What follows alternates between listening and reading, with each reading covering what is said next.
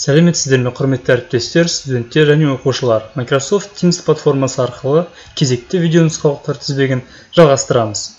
Бүгін біз осы платформада қарапайым сабақ жүргізу процесін қарастырамыз және оның функцияларын сабақ кезінде қолданатын боламыз.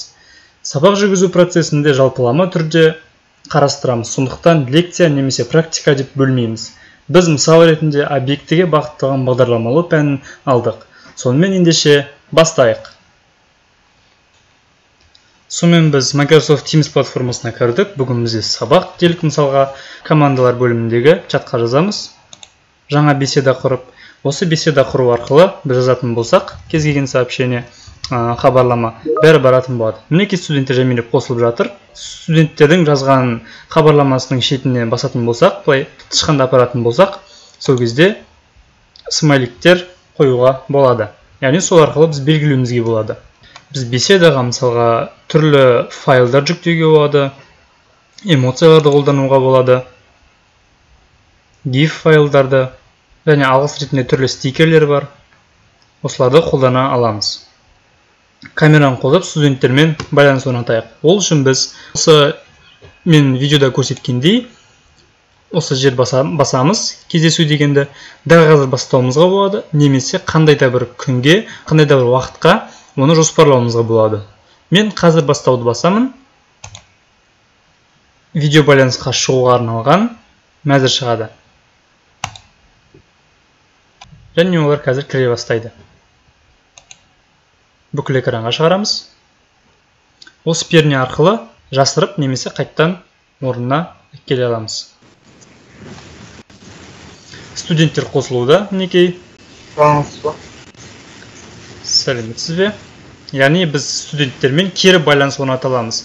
Яғни тіркелген кезде бірден олардың микрофондары іске қосылады.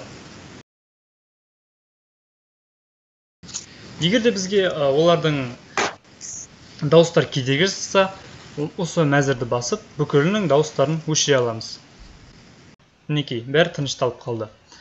Видеоны қосу үшін осыны басамыз, немесе Ctrl-Shift-O пернесін комбинациясын басуымызға болады. Мінекей, сөйтіп біз осылайша студенттермен кері байланыс орната аламыз. Енді студенттерге біз қандай да бір материалды ұсынбақшы болдық делік. Біз былай істеуімізге болады, демонстрация қоса аламыз. Яғни өзіміздің ақпаратты қолымыздағы оны экранға шығарамыз. Ендеше мен өзімнің видеомды өшірейін. Видеоны сіздерді өшірулеріңізге болады. Мен қазір шығарамын. Ол үшін біз мынаны басамыз, Ctrl-Shift-E батырмасын комбинациясын басқан кезде төмендегі мәзірлердің бірін таңдаймыз. Мен Screen батырмасын басамын. Яғни осы кезде дәл қазір бұл белгі дегеніміз бәрін түсіріп тұр дегенді білдіреді. Біз осы жерді жасыра тұрайық. Егер біз курсорды жоғарыға апаратын болсақ, біз демонстрацияны тоқтата аламыз. Немесе осы компьютеріміздегі дыбыстарды өшіріп немесе қоса аламыз. Және осы төменге қарай тіркей аламыз. Қандай да бір студентке оны, яғни өзінің экранын қосуға рұқсат бере аламыз. Мен енді оларға бір материалды мысалы көрсетейін. Сабақтарды ашамын. Және дәрістерді ашамыз. Сөйтіп дәрістер экранда ашылады, және де ол студенттердің де экранында шығып тұратын болады. Тура Zoom платформасына ұқсас функциясы бар. Енді мен экранды тоқтатайын, әрі қарай басқа да мәзірлермен танысатын боламыз. Жалпы осылай қосылады.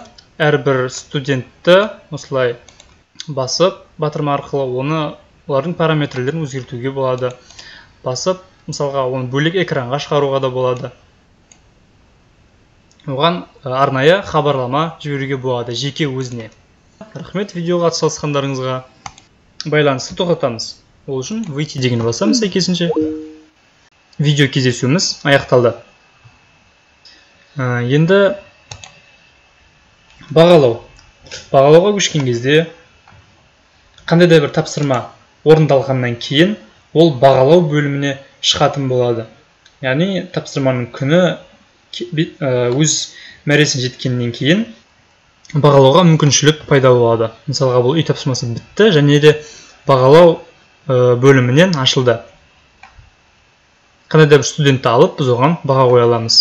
Орындалған немесе орындалмаған осы жерде көрсетілетін болады сәйкесінше. Тапсырма құруды, яғни осындай тест құруды біз алдыңғы сабақтарда өткен болатынбыз. Видео нұсқаулықты аяқтаймыз. Сонымен өз мәресіне жетіп қалды. Назар салып қарағандарыңызға рахмет. Қош, сау болыңыздар.